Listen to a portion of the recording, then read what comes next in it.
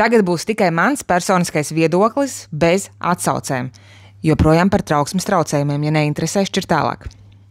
Tātad, ko darīt, ja ikdienā tu sācis novērot tādus simptomus, kas iepriekš tevi nav traucējuši, kā piemēram elpas trūkums, sirdsklauvas, reiboņi, tirpoņi un tā tālāk?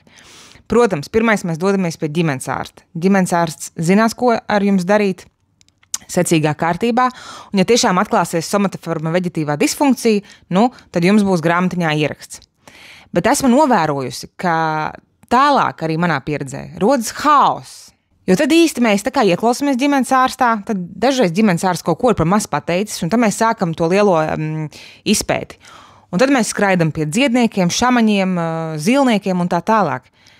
Netaisam haosu. Mans ļoti nopietns ieteikums. Pieturieties pie 2 blokiem sākumā. Medicīna, otrs psihoterapijas tātad virziens kā kognitīva-behaviorālā terapija.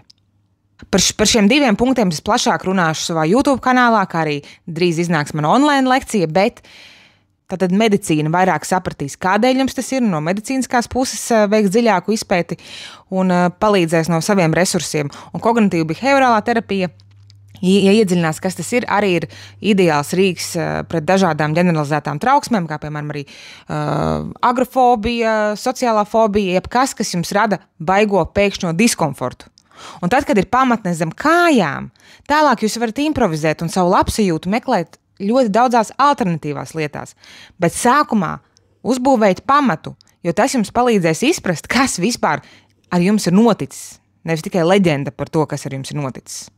Tālūk.